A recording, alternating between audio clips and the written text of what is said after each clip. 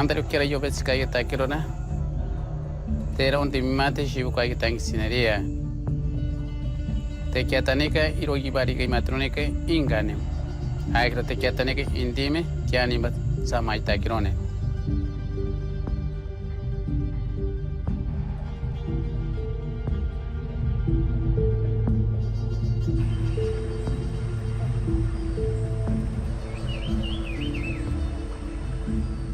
Il n'existe presque plus de zones inexplorées sur Terre. Mais au fin fond de la forêt amazonienne, quelques communautés vivent encore dans l'isolement le plus complet, sans aucun contact avec le monde extérieur, dans une sorte de jardin d'Éden.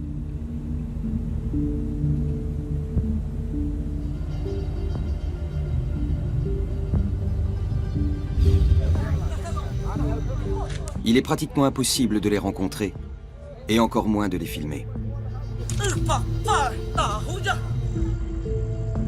Mais même leur monde est en train de changer. Depuis peu, certains de ces groupes isolés sortent de la forêt et suscitent la peur dans les villages environnants. Il était allongé là. Je l'ai retourné, il baignait dans son sang. Dans la jungle, la guerre semble se profiler. Ils ont pris mon fusil. Ils ont tout emporté. Voilà leurs empreintes. Les jours des derniers Indiens de la forêt amazonienne sont-ils comptés? Pourquoi quittent-ils leur paradis? Cet homme s'appelle Shina. Il est l'un d'eux. J'ai tué un homme blanc. J'ai tiré des flèches et j'en ai touché un autre.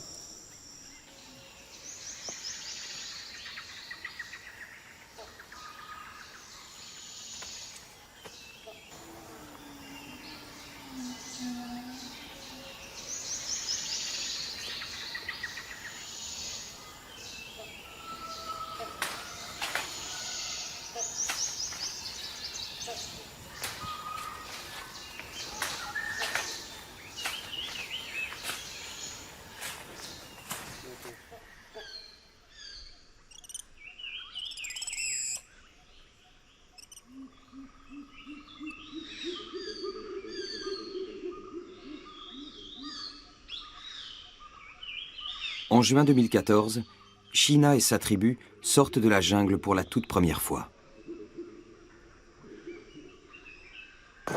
Cadê eles? Caiu na água? Fait exceptionnel, au moment où ces Indiens établissent leur premier contact avec le monde extérieur, une caméra est là pour filmer l'événement. Sur place, des agents de la FUNAI, la Fondation nationale de l'Indien, un organisme chargé de garantir les droits des Indiens. Ce sont des sauvages.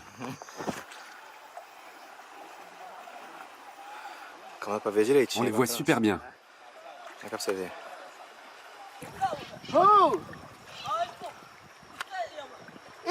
Venez manger. On ne vous fera pas de mal. On a beaucoup d'ignames.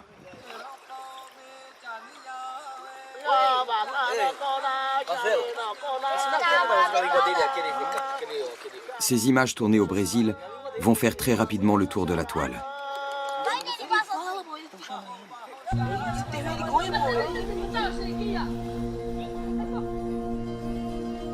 Le monde s'extasie sur la survivance d'ethnies vivant encore nues au fond de la forêt amazonienne.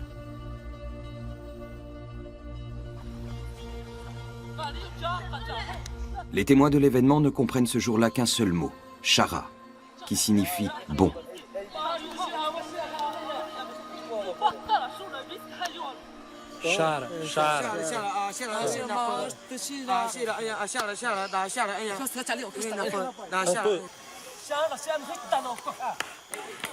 Les hommes de la forêt sont armés et en profitent pour piller le village, malgré les protestations des agents de la FUNAI. Non, non, non, non, non. Chara, chara. Non, non, non, non, non, non.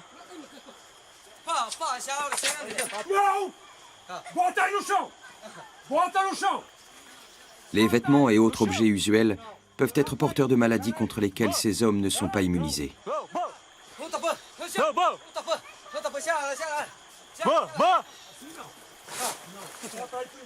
Coloca no chão.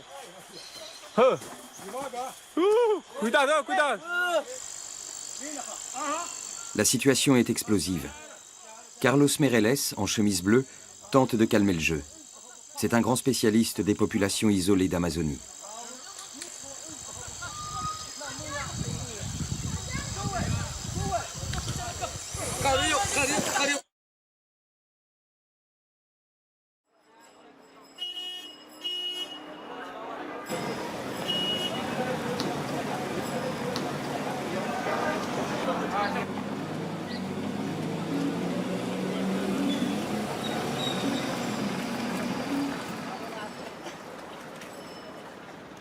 Neuf mois plus tard, nous nous apprêtons à remonter le fleuve Amazone.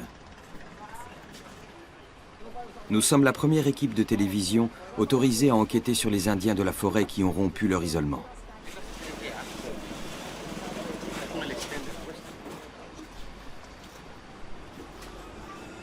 Carlos Meirelles nous accompagne. On y va?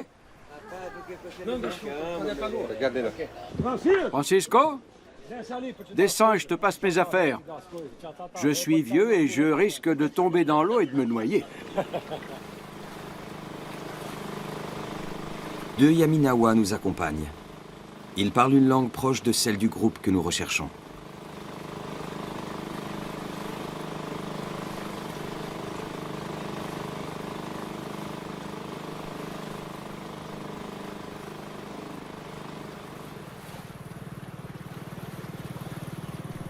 Nous nous enfonçons rapidement dans la forêt vierge. Nous avons l'impression de pénétrer là par effraction, comme l'ont fait avant nous les conquistadors, les barons du caoutchouc ou les missionnaires. Or, tous ces étrangers n'ont concouru qu'à la destruction de l'environnement de ces tribus amazoniennes et à la dissémination d'un grand nombre de leurs membres.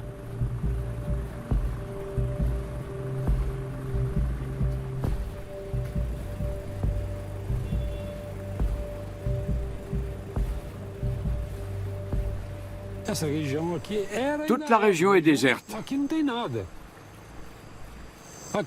Si vous continuez dans cette direction, vous ne verrez pas âmes qui vivent jusqu'aux Andes, à 700 km. Il n'y a rien ici, à part la jungle. C'est le seul espace qu'on a laissé aux populations dites isolées.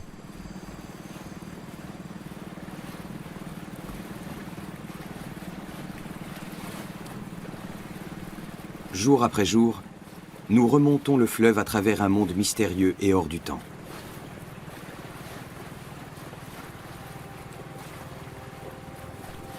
Notre expédition nous mène aux sources mêmes de l'Amazone. Partis de Rio Branco, nous nous arrêtons d'abord à Simpatia, au bord de la rivière Envira, au cœur d'une vaste zone de réserve indigène située à cheval entre le Brésil et le Pérou.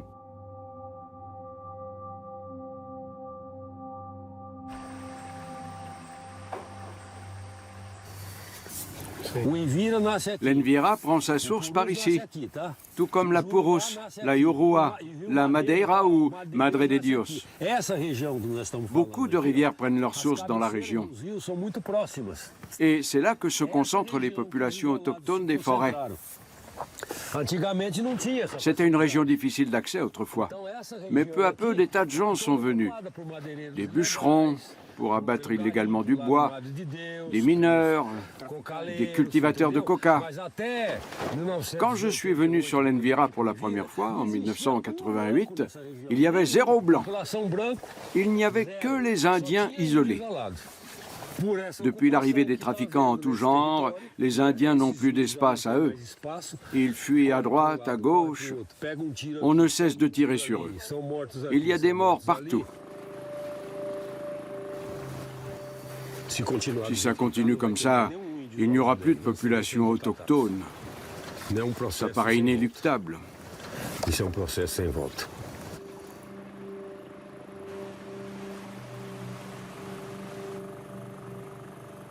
Après 8 jours de navigation, nous arrivons à Simpatia. C'est là qu'a eu lieu le premier contact filmé il y a 9 mois.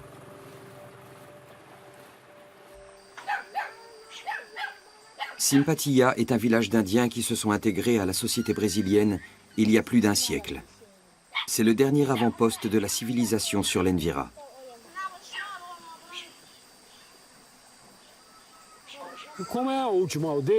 C'est le dernier village, celui qui est le plus près des Indiens isolés. Ils sont apparus là. Ils étaient 4. 4 jeunes hommes. La rivière était basse, il y avait une plage. Ils sont arrivés par là et ils se sont mis à parler entre eux. Les hommes emploient une langue proche de celle d'une autre ethnie de la région. Mais ce jour-là, personne n'est à même de les comprendre. Depuis, nous avons fait traduire la séquence et apparemment, ils fuyaient un danger. Il y a de mauvais hommes là-bas. Ils sont très méchants. Vous êtes peut-être bon. Je suis le chef. Je suis venu vous rencontrer. Donne-moi cette arme. C'est bien pour pêcher. Donne-la-moi, elle est bien. Peixe.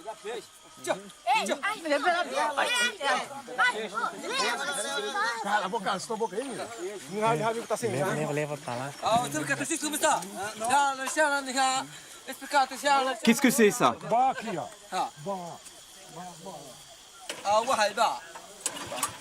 Va-t'en. Regarde, il crache du feu. Je vais en chercher d'autres.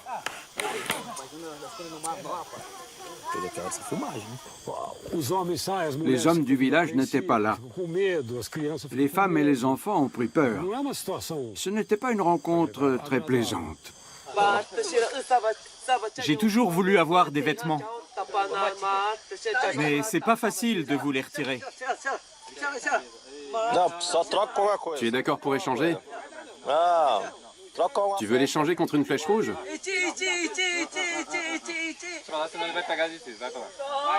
Rouge, rouge, rouge.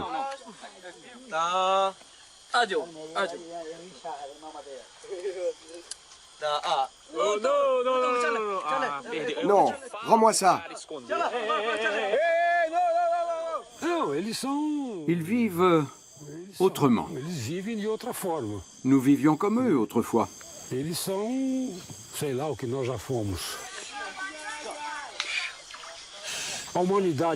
Aujourd'hui, l'humanité connaît la mondialisation et toute cette folie.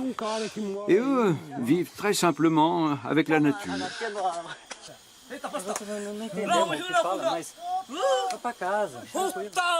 Qu'est-ce que tu veux? Mais regarde, prends cette femme-là. Mon père vit là-bas. Je suis venu vous parler pour voir si vous êtes bon. Un chaman a rendu mon père malade. Mon père se défend avec des flèches. Voilà avec quoi nous nous défendons quand nous rencontrons des hommes méchants.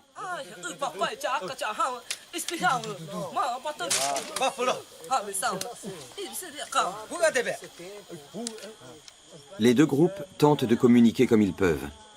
Carlos Meireles et ses collègues essaient même le chant.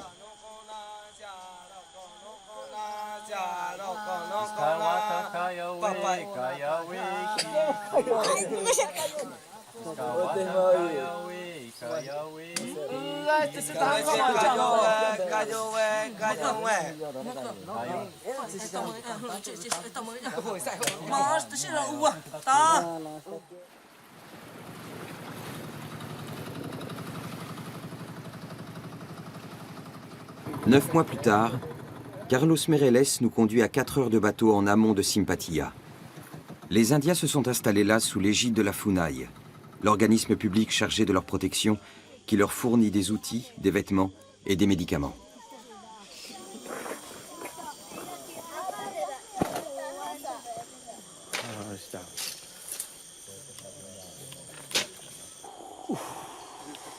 Nous sommes les premières personnes étrangères à la réserve autorisées à les rencontrer, en dehors du personnel de la FUNAI.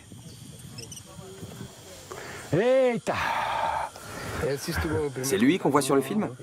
Oui, c'est l'intellectuel du groupe, celui qui réfléchit. Celui qui a eu le courage de sortir de la forêt? Absolument. Il s'appelle Shina. C'est un Indien Sapanawa. Il a quitté la forêt en compagnie de 34 autres membres de son ethnie. 13 hommes, 12 femmes et 9 enfants.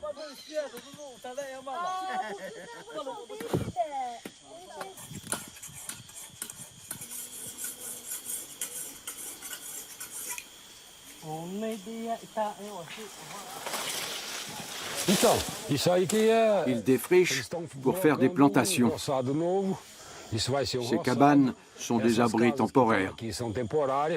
En septembre, ils vont faire des brûlis pour planter du manioc et des bananiers.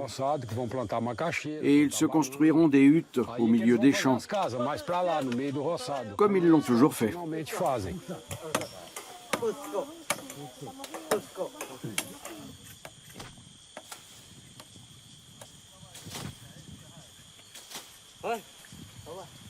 Demande à Shina ce qu'il mangeait dans la jungle.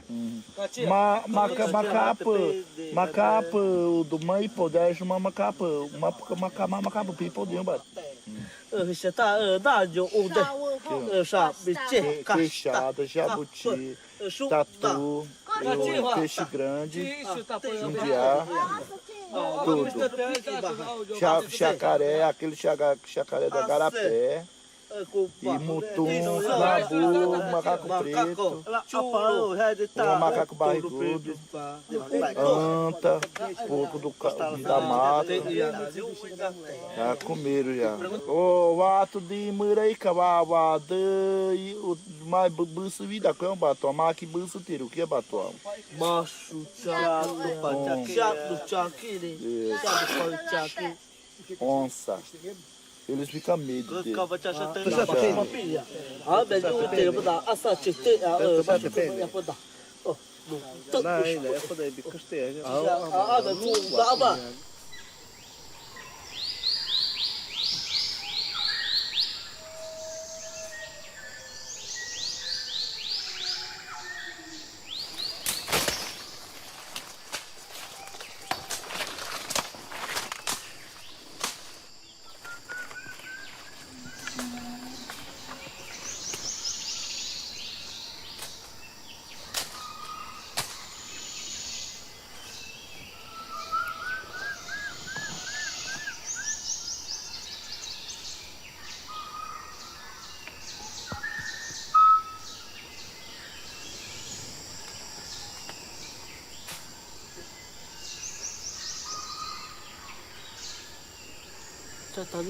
On avait toujours faim dans la forêt.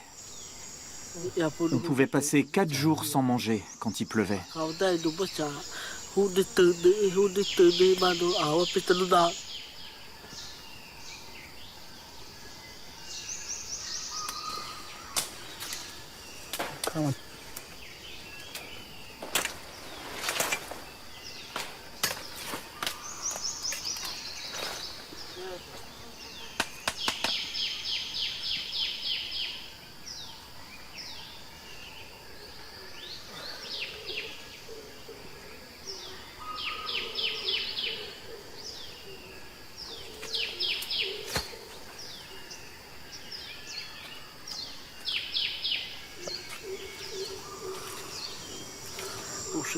On dormait jamais bien.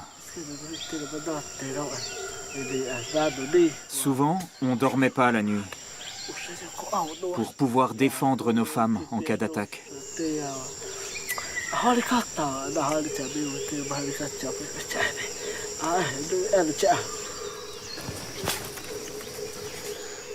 Un caïman est passé par là. On va suivre sa trace, par ici.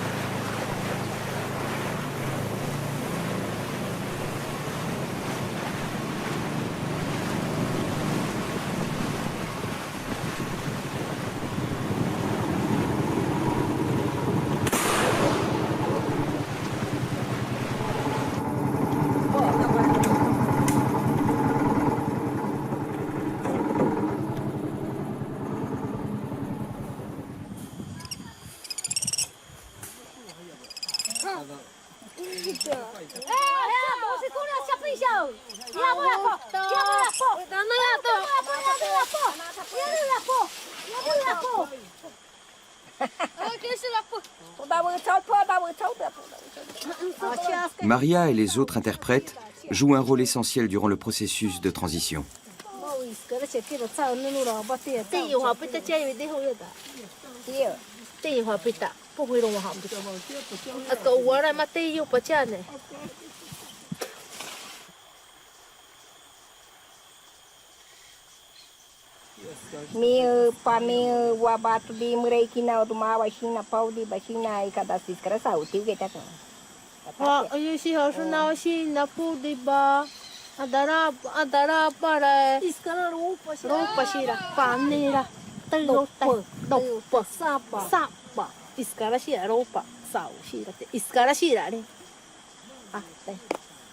Aí por isso que diz que não vai querer mais nu, não, diz que vai querer como nós também, com roupa, tantas coisas, o panela, prato para comer. Não, ele quer aprender assim, sandália.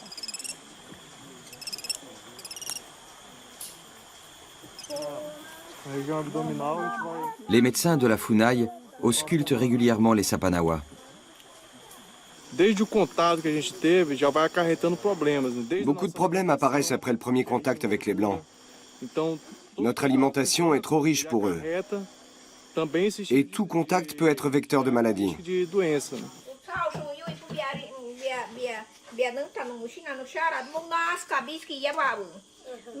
Também pode ser, mas pode Elle a ser pu attraper ça à cause de nous, seja algo mais les maux de ventre sont assez courants chez no eux. estômago.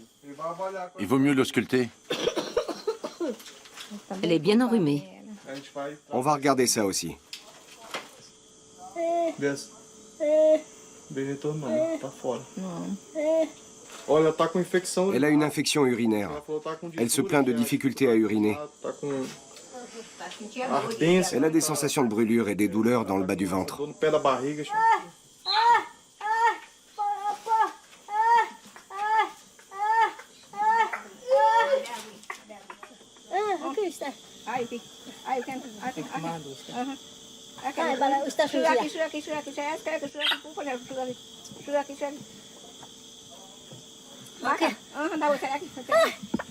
Não dá, ainda tem mania. Chara aqui, me chara, daí quero, me chara, daí quero, me chara, daí quero.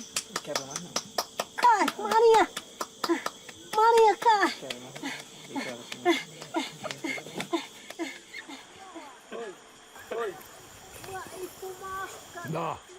Carlos Meirelles veut savoir pourquoi les Sapanawa ont quitté la forêt.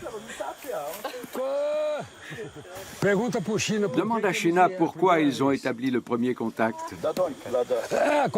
Je veux savoir pourquoi ils ont quitté la jungle. Ah, os caras mal aqui da madeira e o bimba também, cara. Ah, os caras On est déjà venu quand j'étais enfant. On voulait voir comment c'était. On cherchait des vêtements. On avait vu que les Blancs étaient habillés. On a volé des vêtements pour faire comme eux.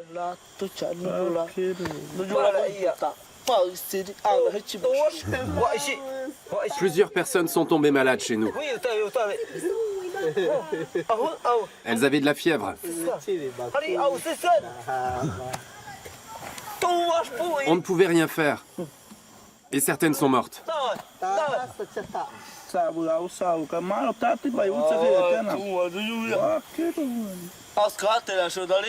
On a eu la même fièvre ici. Mais les Brésiliens nous ont donné un médicament. Ils l'ont broyé, comme ça. Et ils nous ont guéris.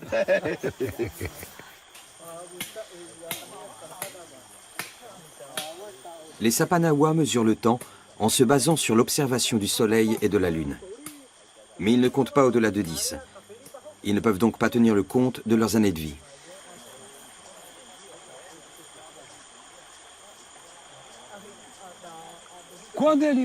Quand ils meurent, où est-ce qu'ils vont? On va là-haut. Notre esprit va au ciel et ne revient jamais. D'abord, il suit la rivière, puis il monte au ciel. Et il y reste pour l'éternité.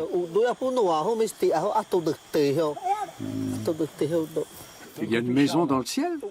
Oui, une maison immense. Est-ce que les Blancs vont au même endroit quand ils meurent? Ils descendent la rivière et montent au ciel. Ils vont au milieu du ciel, avec leurs machines volantes. Elles les emportent vers un autre ciel, puis elles redescendent.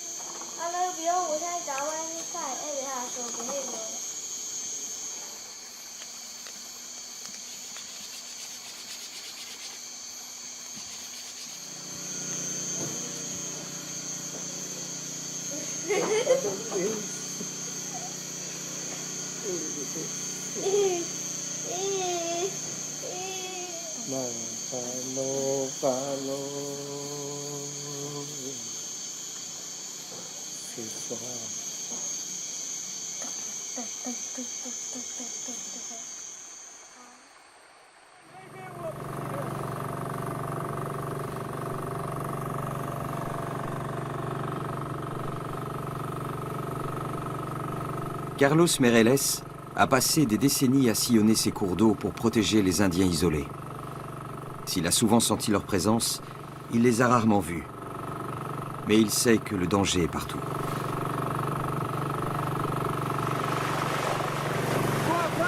Chican nettoyait un poisson quand soudain, une flèche est passée devant lui. Les Indiens se tenaient là. J'ai regardé et une deuxième flèche m'a frôlé.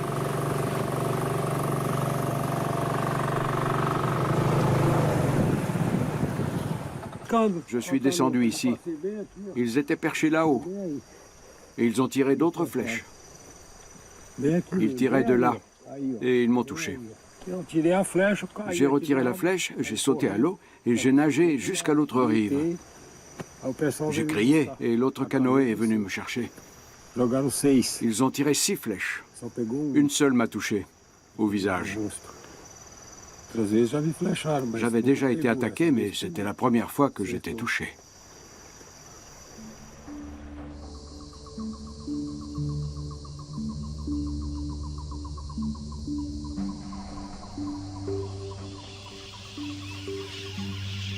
La forêt semble vierge de toute présence humaine.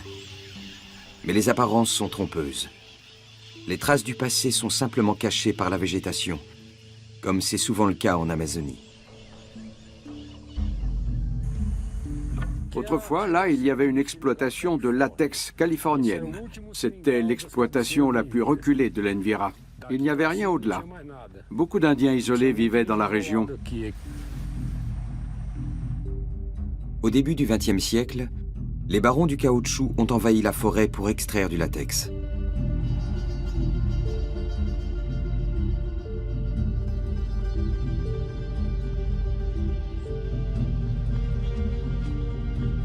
Ils employaient des hommes armés qui ont asservi des ethnies entières.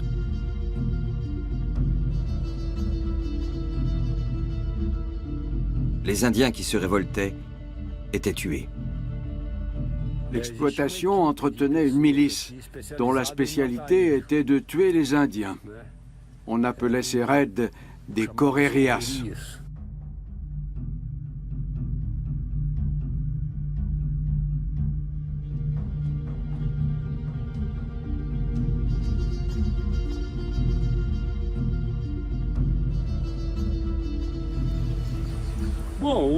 Les survivants étaient forcés de travailler dans l'exploitation. Les autres se réfugiaient en amont. Mais ils faisaient l'objet de persécutions systématiques. Les milices tuaient les femmes, les enfants, tout le monde. C'est pour ça que les Indiens se sont réfugiés en amont.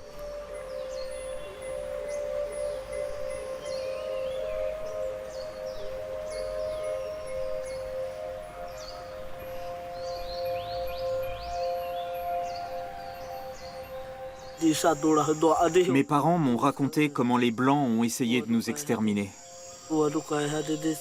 Si on est là, c'est parce que ma famille a pris la fuite. Il y a eu des massacres. Notre communauté s'est divisée. Les gens n'étaient pas d'accord entre eux. Et ils ont fui dans des directions différentes.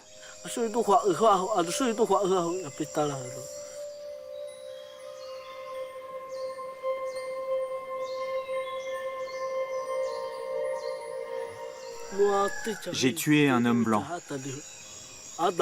Un groupe de Blancs est venu chez nous. On les a presque tous tués. Sinon, c'est eux qui nous auraient tués. J'ai tiré des flèches et j'en ai touché un autre.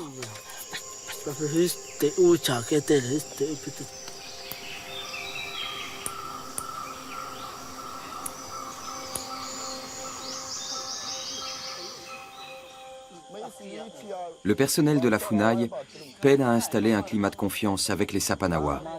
Chaque contact continue de comporter une part de risque. Il faut dire qu'une centaine d'agents de la FUNAI ont été tués par des Indiens au cours des 20 dernières années.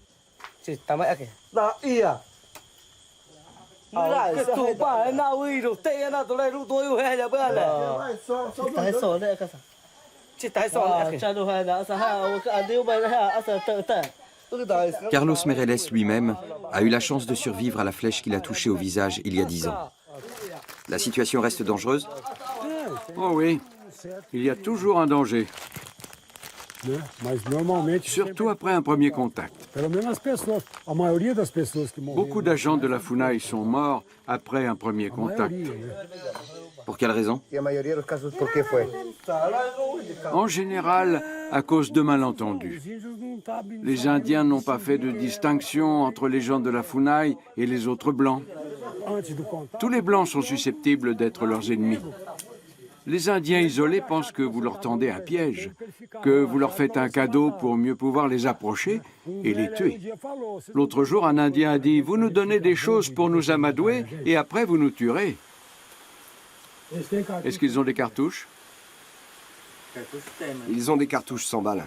J'ai troqué 2 cartouches contre 2 flèches. Si je leur donne 4 cartouches, tu crois qu'ils vont nous tuer? Je ne sais pas. Tu peux proposer un échange. Bon, allez, j'essaie. Tiens, donne-moi des flèches en échange.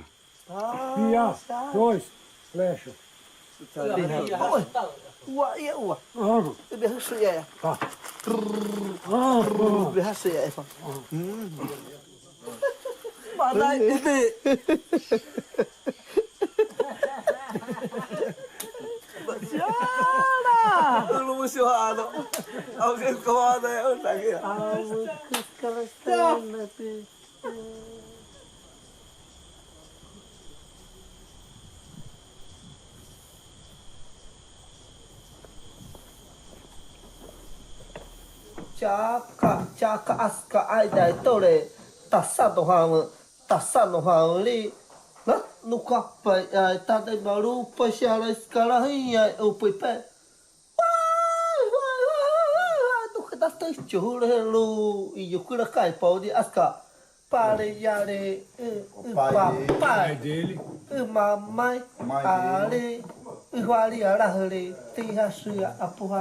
o pai dele, 2 mulheres dele, 2 filhos dele, 2 moças.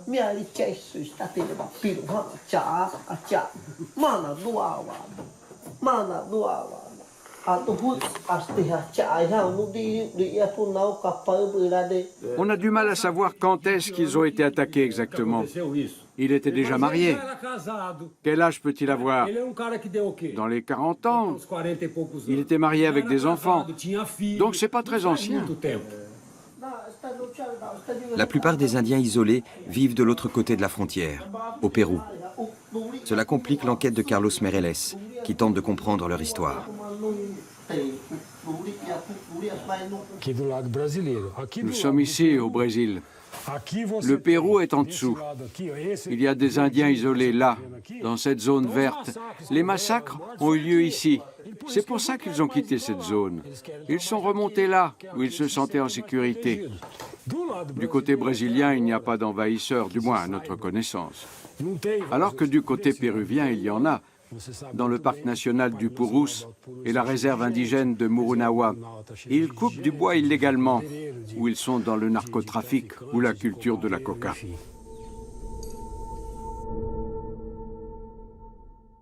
Nous quittons Carlos Meireles et les 35 Indiens de Simpatilla pour aller au Pérou. La frontière que nous traversons n'existe pas pour les Indiens.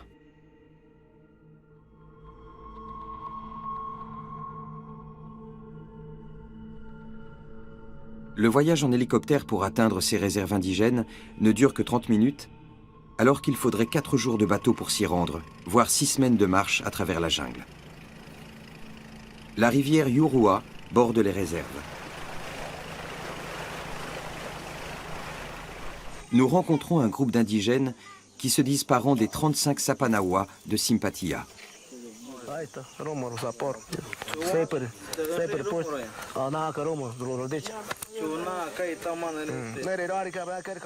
Jorge, Canina, sa mère, et le reste de la famille ont été chassés de la forêt par des bûcherons clandestins il y a une dizaine d'années.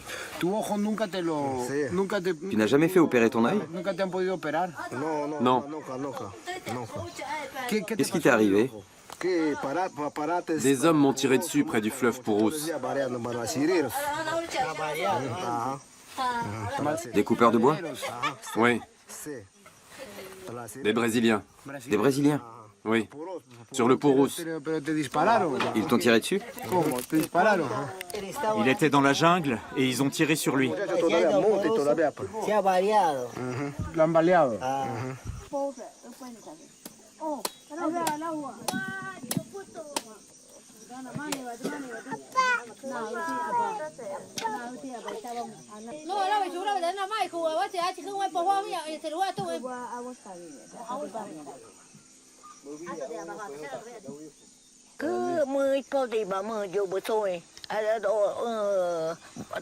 Un jour, quand on vivait encore dans la forêt, on a volé beaucoup de choses aux bûcherons. Et ils ont tiré sur Jorge. On venait de les voler. Et on était en train de fuir.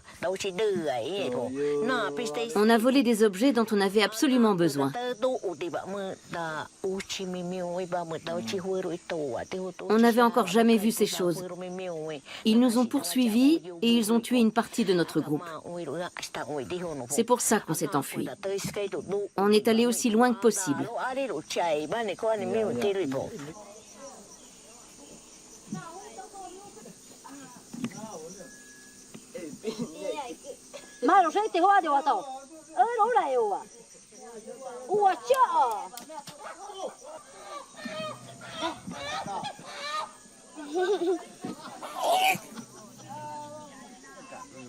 Porque aquí están tranquilos. Ahorita ya tranquilo no tiene mi casa. Aquí para monte son. Ici, c'est tranquille. On a un toit. Dans la jungle, on ne peut pas dormir quand il pleut. Ici, je dors bien sous le toit. J'ai une maison.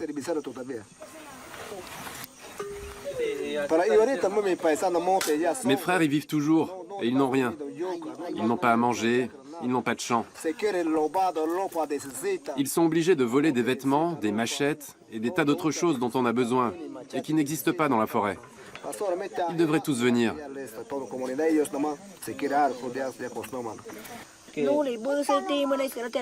Ils ne viennent pas parce qu'ils ont peur d'être tués.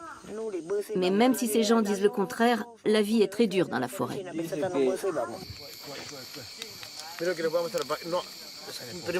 Regardez cette vidéo.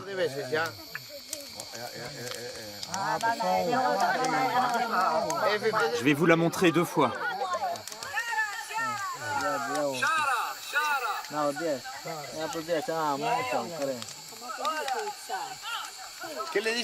Qu'est-ce qu'ils disent? La famille de Jorge ne connaît pas personnellement China et les siens. Mais les deux familles sont parentes et parlent la même langue.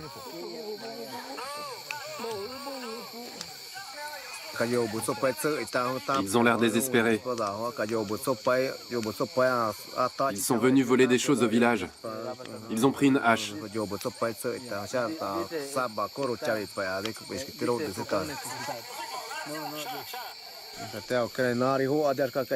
Le groupe s'est divisé. Une partie vit près d'ici depuis des années.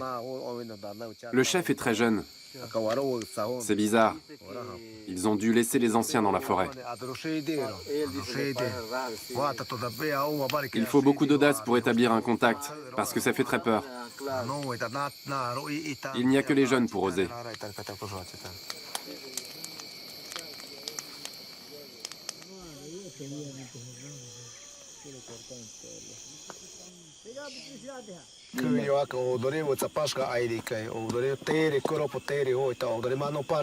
Autrefois, on faisait partie d'un grand groupe. On vivait tous au même endroit. Tout le monde mangeait à sa faim. Les querelles ont commencé quand la nourriture a manqué. On s'est mis à se battre pour le maïs et les bananes. Alors on s'est séparés. On a formé des groupes de 10 ou 15 personnes et chacun a pris un chemin différent. Comme il n'y avait pas de chef dans chaque groupe, c'était chacun pour soi.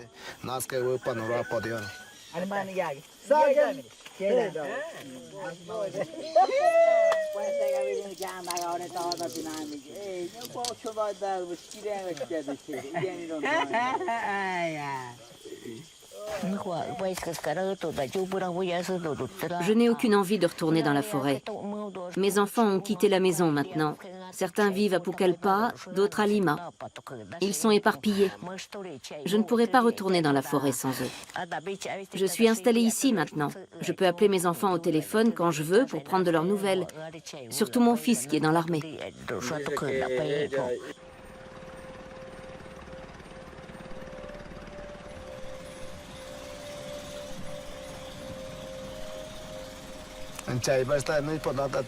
Le reste de ma famille vit par ici.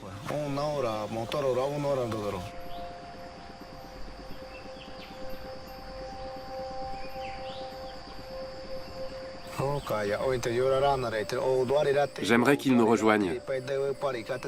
Ils viennent vivre avec nous parce qu'on est installé ici maintenant et qu'on vit en paix.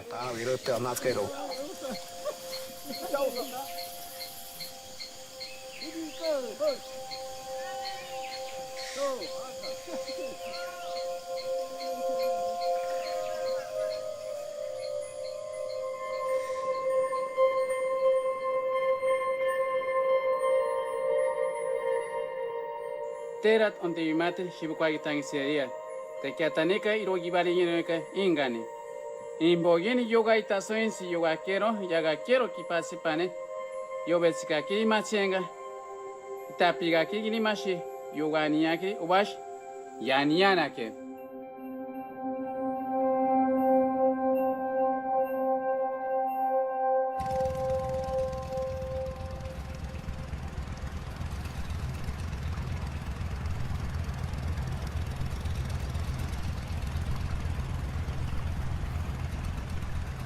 En parcourant la rivière qui borde la réserve, nous apprenons que des conflits ont éclaté un peu partout dans la région entre les populations isolées et les villages. Sur un bras de la rivière, nous rencontrons une équipe envoyée par les autorités péruviennes pour juguler la crise. Qu'est-ce qui se passe? Vous avez entendu des cris? Ils étaient combien? Ils criaient, ils se moquaient de nous.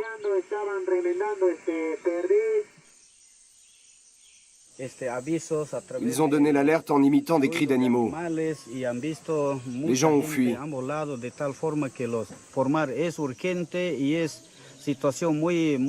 Il faut agir rapidement parce que la situation est très instable. Les communautés indigènes réclament une protection efficace.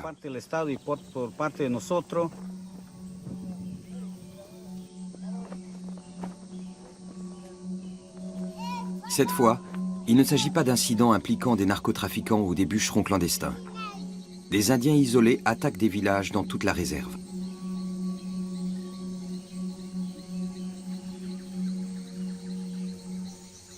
Les agents écoutent les doléances des villageois qui n'ont pas le droit de riposter.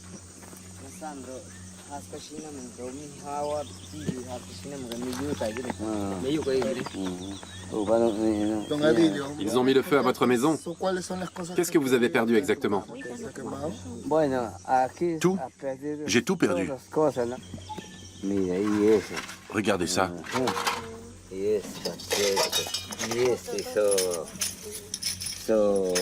Comment on appelle ça déjà? Un tambourin. Oui, c'est ça, un tambourin pour l'office.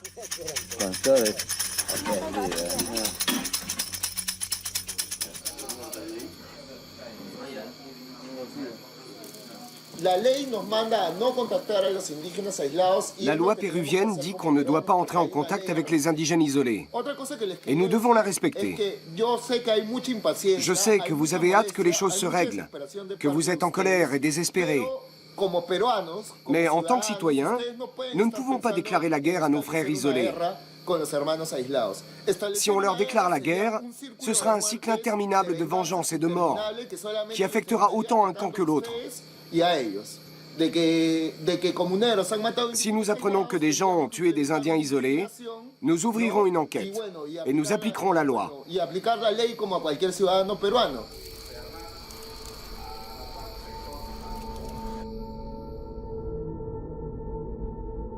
Un mois plus tard, la situation s'aggrave.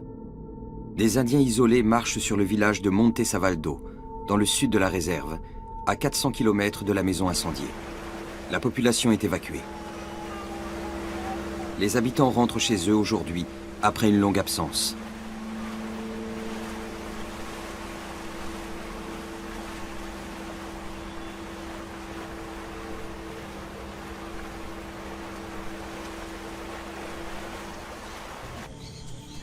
Les assaillants étaient des Mashco-Piro, qui ont une redoutable réputation. Ça, c'est ma maison. Regardez comment ils sont entrés. Ils ont arraché la moustiquaire. Ils ont tout jeté dehors. Regardez ce qu'ils ont fait. Ils ont arraché la porte. Elle est là.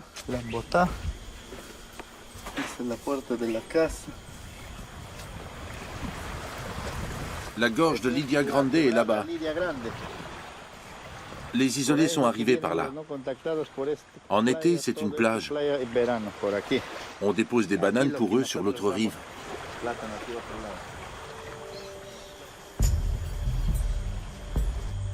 Ernesto, le chef du village, nous montre une vidéo où l'on voit une centaine de Mashco-Piro marchant sur Monte Salvado.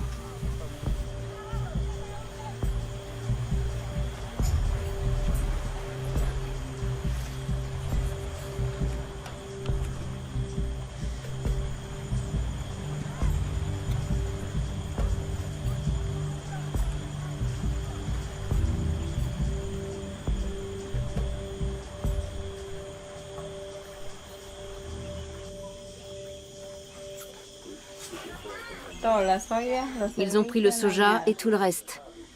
Il ne reste plus rien. Ils ont tout saccagé. Su mono. Cerquito.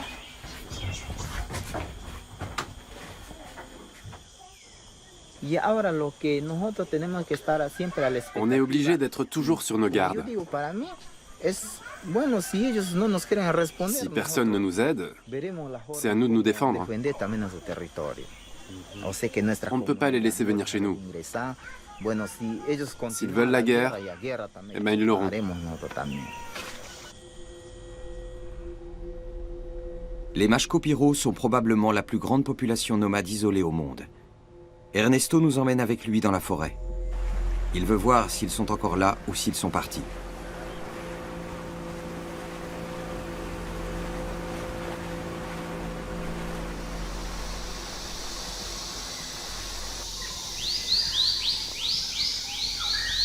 Parece que ellos Ils nous surveillent. de tierra escuchan, saben. Por eso no. C'est pour ça que je ne les ai jamais trouvés dans leur campement. Ils s'enfuient dès qu'on arrive. Ils se cachent et ils nous observent.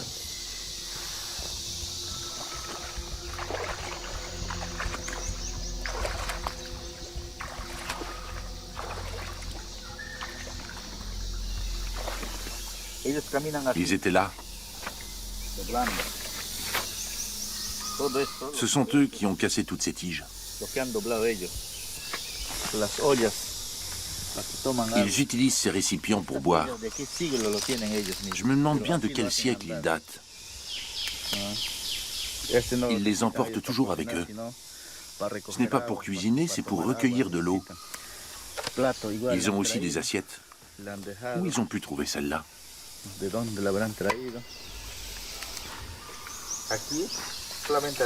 C'est un abri pour la nuit, pour une seule personne. Ils sont prudents. C'est sûr, ouais. Mais ils ont peur. Oui, ils ont peur. Et nous aussi. On a peur des deux côtés.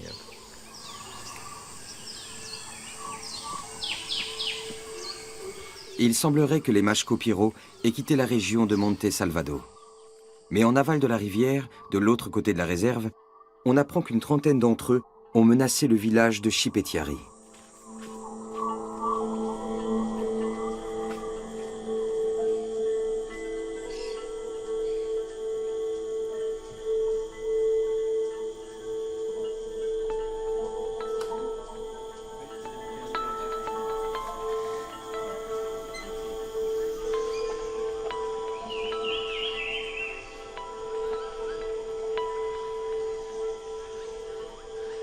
Kandang siya undi otingamis kandake kipas kameti onsin kawasta kironire. Imbogini yuwaita sensi yuwakiro yaga kiro kipas pane. Yovechka kiri machenga itapiga kiri giri mashige yogania kirira obashianiana. Imbogini ta sensi pangita pangiri spaye erenke. Watakre konde tira poriatsiri. Ari ukara yuwakiri machenga.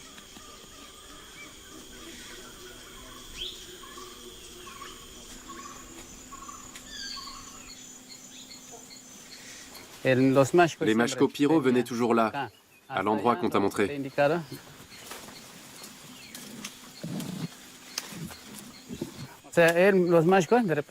Ils se cachaient ici, en embuscade, avec leurs arcs et leurs flèches. Quand on est arrivé, on a trouvé des empreintes. C'est comme ça qu'on a su qu'ils étaient dans les environs. Ils se tenaient là, prêts à tirer.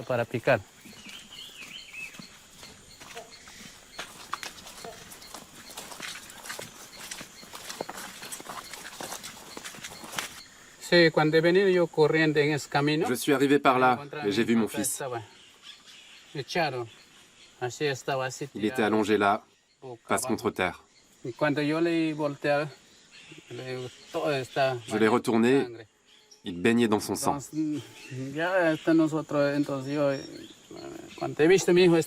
Quand je l'ai vu comme ça, ma première réaction a été de retrouver ces hommes pour les tuer. J'ai rebroussé chemin et je suis tombé sur ma femme qui venait à ma rencontre. Elle m'a dit « Il est vivant ?» J'ai répondu « Non, il est mort ».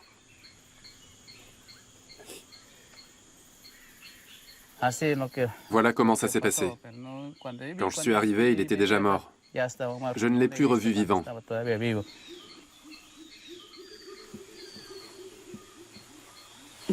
Ils ont tué mon fils. Je veux qu'il soit vengé.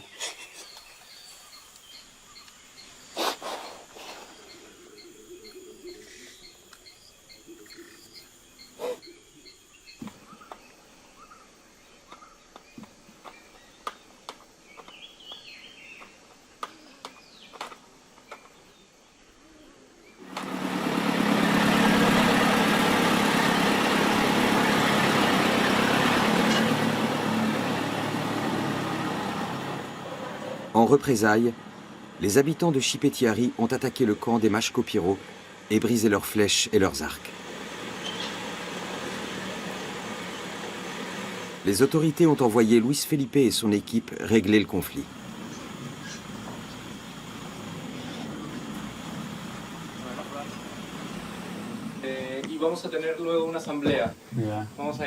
Nous allons nous réunir pour organiser ensemble la sécurité du village.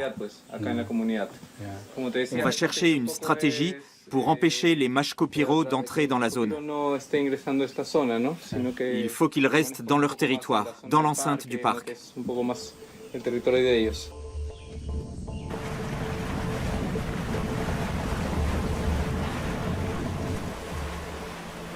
À quelques kilomètres en amont, Luis Felipe a installé un poste de guet pour surveiller les Mashkopiro. Il nous y emmène aujourd'hui en compagnie d'un médecin dépêché par les autorités et d'un interprète.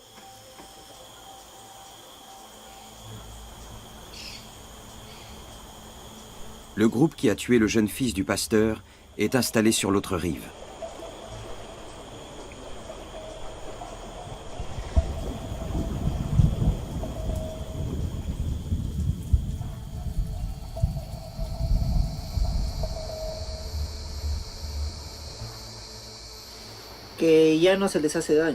Ils se rendent compte que nous ne sommes plus une menace pour eux. Nous ne sommes pas comme les barons du caoutchouc qui ont poussé leurs grands-parents à se cacher dans la forêt. Il faut du temps pour réaliser cela. Si on ne voit pas de personnes âgées, c'est sans doute parce qu'elles ont trop peur. Elles restent à couvert. Ce sont les jeunes qui sortent de la forêt. Et comme il n'y a pas de gros conflits, ils n'ont plus peur de nous. C'est sans doute pour ça qu'on voit autant d'Indiens quitter la forêt actuellement.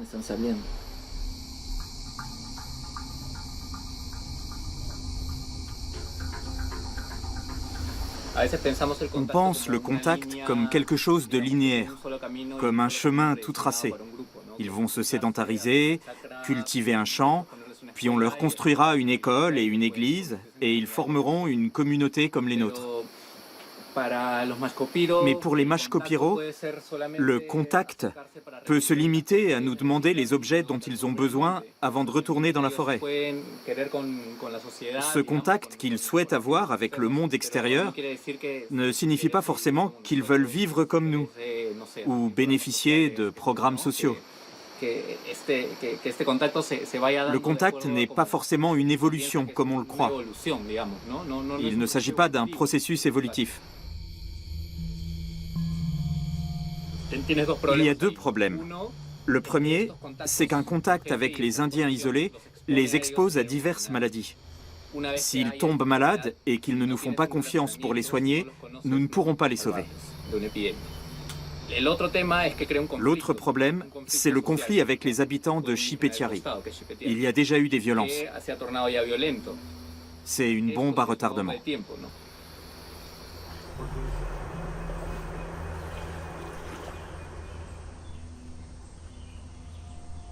La loi péruvienne protège les populations isolées en leur laissant l'initiative du premier contact. De ce fait, l'équipe aura du mal à savoir comment les Mashkopiro ont réagi à la destruction de leurs armes par les habitants de Chipetiary. Elle envoie un interprète du nom de Rommel en mission de reconnaissance en territoire Mashkopiro de l'autre côté de la rivière.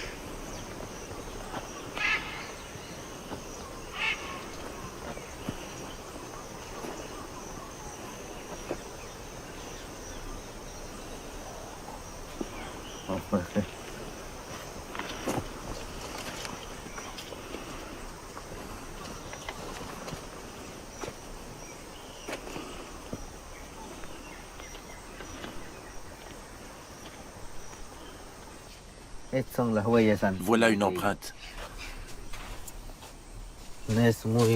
C'est un grand pied.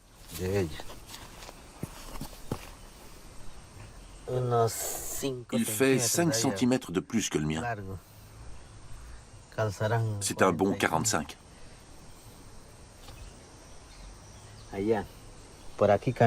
Les empreintes montrent le chemin qu'ils ont suivi. Ça mène dans la forêt.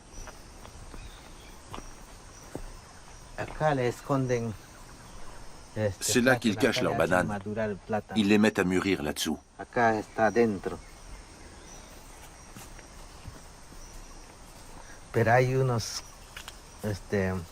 Les feuilles empêchent les souris de les trouver.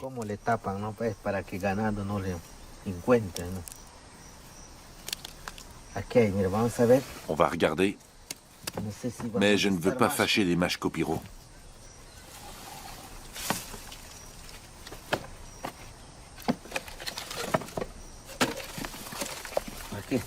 Les voilà. Elles sont presque mûres.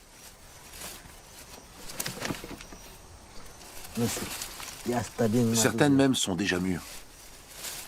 Ils vont bientôt venir les chercher. Ils savent combien de temps elles mettent à mûrir.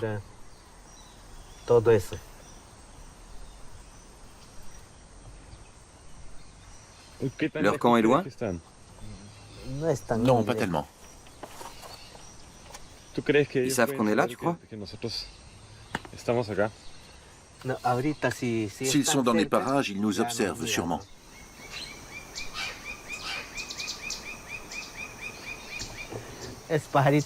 L'oiseau nous dit qu'un animal approche.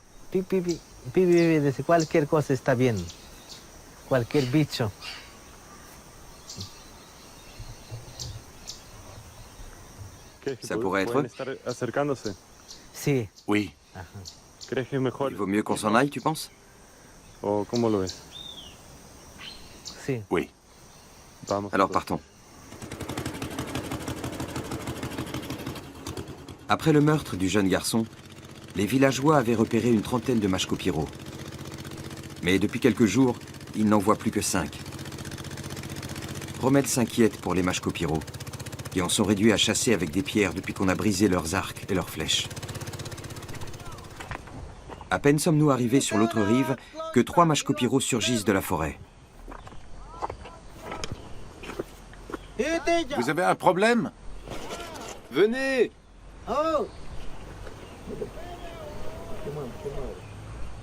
Il dit qu'elle a un problème au poignet. Il dit qu'il y a une autre femme dans la forêt. Dis-lui de lever la main. Elle ne veut pas sortir. Elle est où? Dans la forêt? Il faut que vous veniez ici.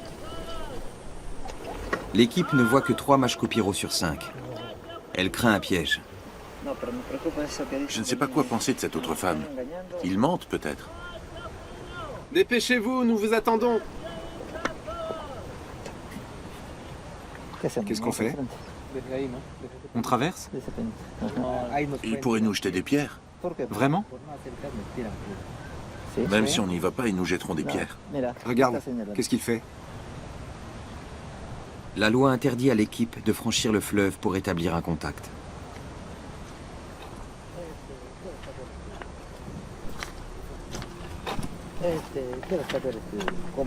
Il faut qu'on sache comment ils vont et où sont les autres. On peut y aller sans entrer dans la forêt. Qu'est-ce qu'on fait? On y va? Toi, moi et le pilote. L'équipe mesure combien ce premier contact pourrait être dangereux. Personne ne sait si d'autres Indiens ne sont pas à attendre en embuscade, tapis dans la jungle. Mais c'est aussi une occasion unique d'instaurer une relation de confiance pour apaiser le climat entre les communautés. Luis Felipe prend le risque de laisser Rommel y aller. Mais il ne nous laisse pas l'accompagner. Nous pouvons juste lui confier une petite caméra.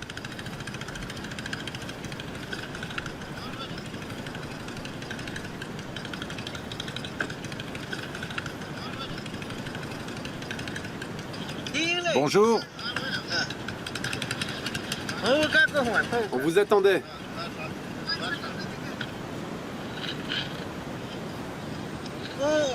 Il va t'ausculter. Montre ton poignet.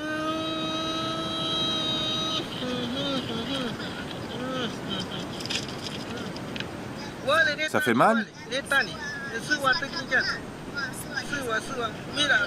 Regarde, elle a le poignet cassé.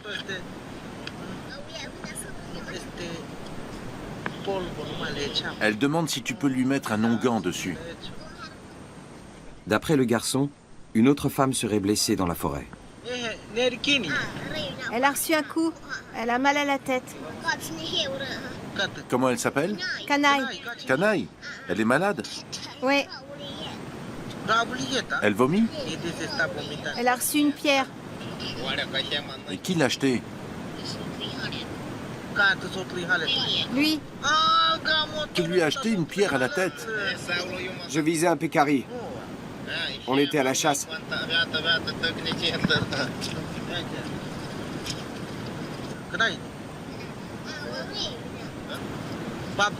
Et la pierre l'a touché? Oui, ici. Donner des médicaments aux Indiens isolés risque de les rendre dépendants du monde extérieur. C'est contraire à la déontologie de Luis Felipe.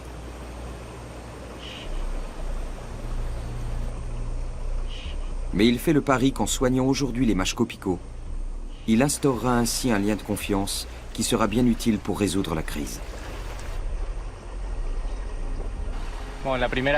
C'est la première fois que l'État péruvien leur apporte une aide médicale.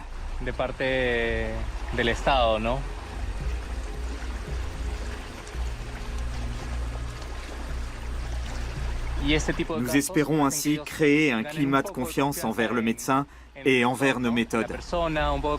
Ils sauront qu'on peut les aider. Rommel avait caché des bananes sur la plage, en guise de cadeau.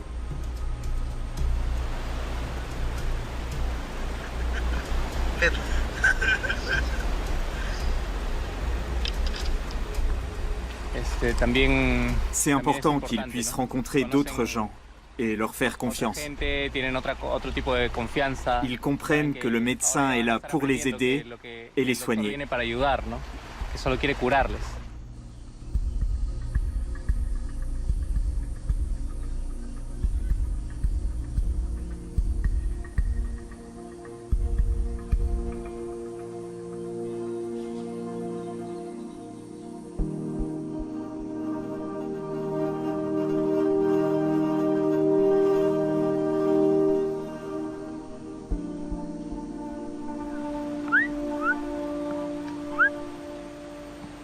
C'est la peur qui a coupé ces groupes humains du monde extérieur durant si longtemps. Aujourd'hui, ils semblent prêts à s'ouvrir. À nous de renoncer à une vision idyllique du bon sauvage qui vivrait comme au paradis pour accepter les Indiens comme ils sont, avec leur réalité.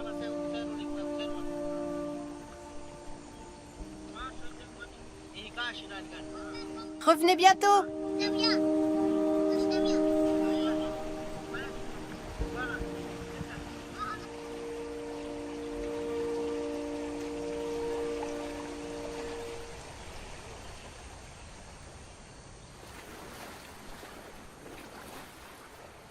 Des centaines, voire des milliers d'Indiens comme les Mashco-Piro vivent en Amazonie coupés d'une société moderne avec laquelle ils sont en guerre depuis des générations.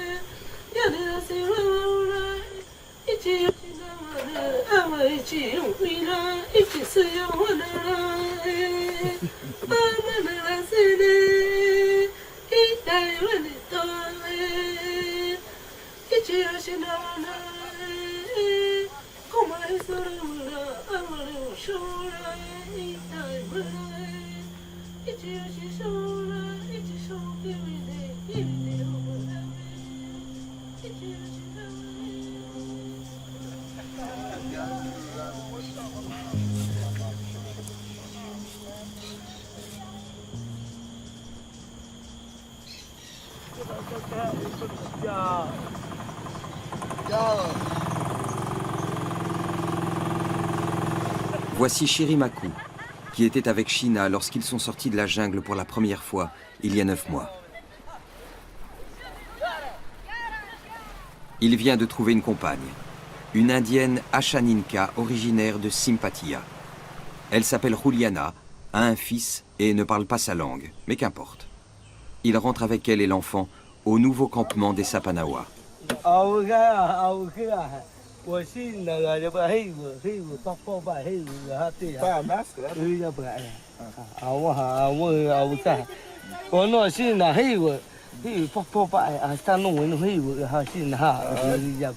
Ari mai bisari ari ma ami umo bispa batua. Hui ya ba. Nguru yo bispakke. La ema takelo ya. Te ne bitsa pa ya te ri pa ya te ri. C'est une Ashaninka, il l'aime? Oui, il l'aime. Et c'est réciproque.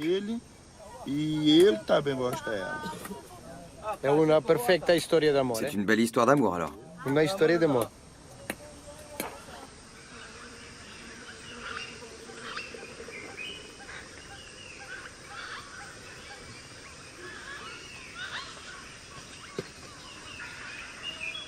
Mais l'arrivée de cette étrangère fait des histoires dès le 2e jour.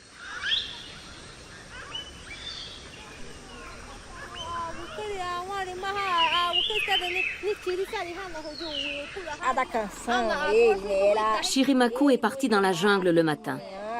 À son retour, il a surpris Dinka avec sa femme. Il s'est enfui. Quand il est revenu, il a dit à sa femme qu'il ne voulait plus jamais la revoir, que sinon il lui trancherait la gorge.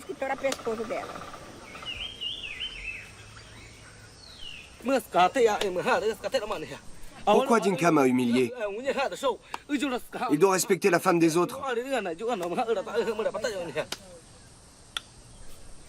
S'il n'était pas de ma famille, je l'aurais attaqué. J'aurais pu le tuer. Je veux plus jamais le voir.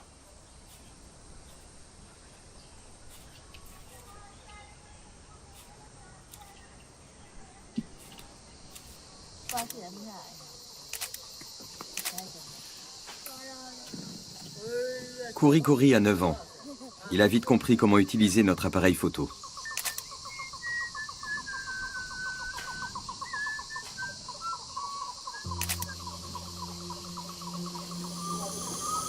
Pourquoi faudrait-il garder les Indiens sous une cloche de verre, nus avec des plumes, en train de chanter et de danser?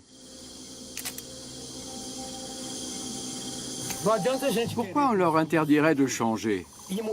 Ils devraient rester figés à jamais? C'est absurde.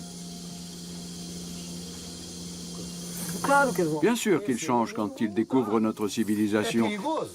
Est-ce dangereux pour eux? Oui. Est-ce que ça pose des problèmes? Oui. Est-ce que certains meurent? Oui. Est-ce que d'autres deviennent fous? Oui, bien sûr. Mais c'est la vie. Et ainsi va le monde.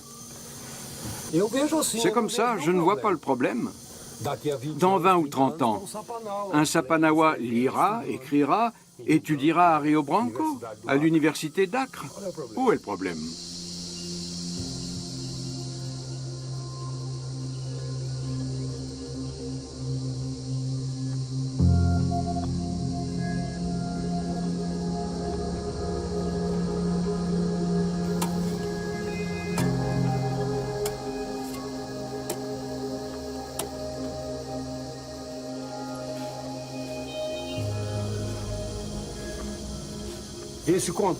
Ce premier contact, avec ses défauts et ses qualités, n'a fait aucun mort pour l'instant. C'est déjà un bon point. Personne n'est mort. Vu la situation dans laquelle les Sapanawa se trouvaient, s'ils n'étaient pas entrés en contact avec nous, ils auraient été exterminés. Ils se seraient éteints. Ils seraient morts. Aucun d'eux n'aurait survécu. Et on n'aurait même jamais su qu'ils avaient existé. Les Sapanawa auraient disparu sans laisser de traces.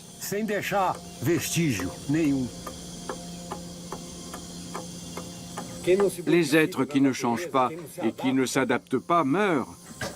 C'est la conclusion de Darwin.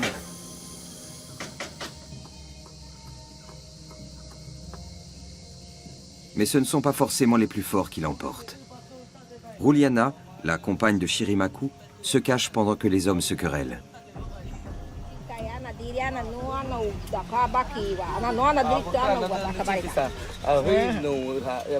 J'ai dit à Dinka que je savais qu'il avait couché avec elle. Elle veut retourner auprès des siens, de son peuple.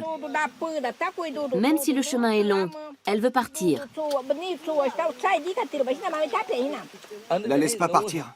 Elle doit pas s'en aller. Je veux pas qu'elle parte.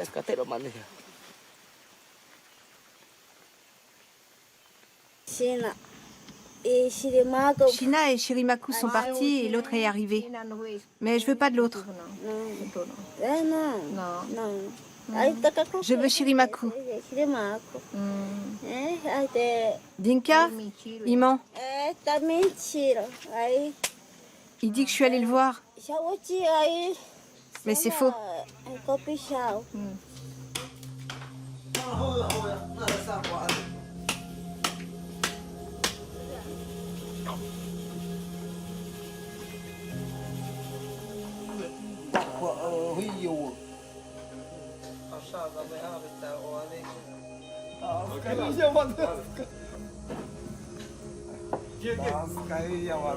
Mostra o coração, o coração. Olha lá o coração.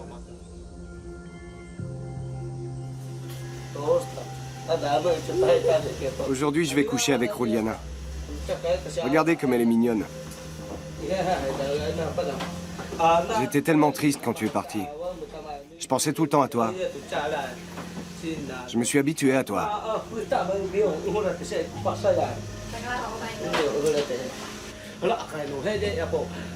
Si elle veut être ma femme, il faudra qu'elle m'accompagne partout. Elle devra venir avec moi quand je pars à la chasse, quand je vais ramasser du bois, quand je vais me laver.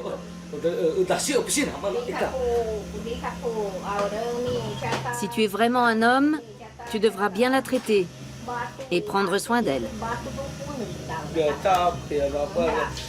Je comprends ce que tu dis. Je la traiterai très bien. Je ne serai pas un enfant.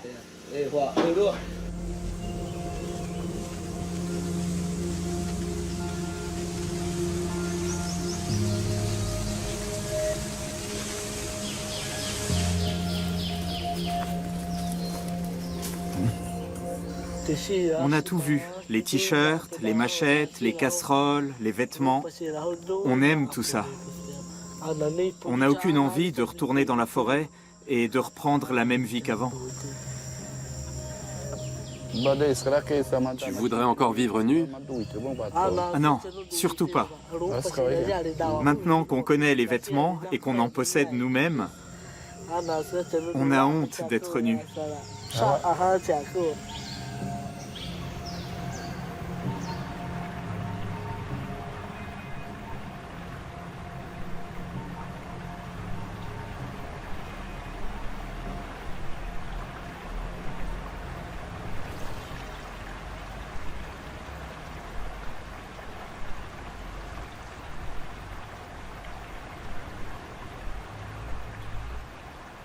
Adio di kamaga nyo na pinyamasane kita kuegana ka hindi kita itinima ka domingo mai karo ikimasaya si apukaya ang misanda agrinya tasense ako ta kita ri yuai tasai kanitenda kan kiukai ga sidoro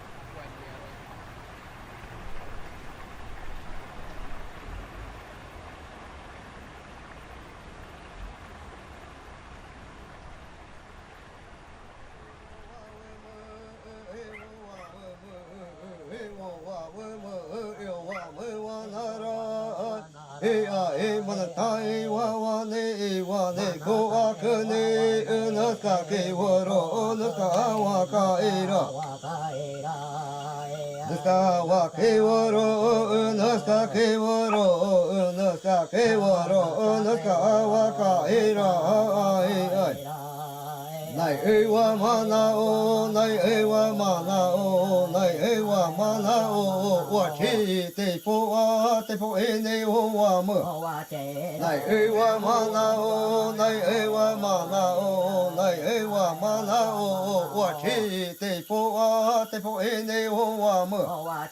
Này ơi wa mana o, này ơi wa mana o, này ơi wa mana o, wa chi te po e ne o wa mo.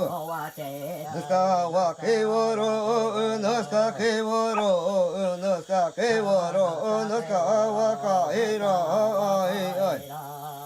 Này ơi wa mana o, này ơi wa mana o, này ơi wa mana o, wa chi te po e ne o wa mo. Này ơi wa mana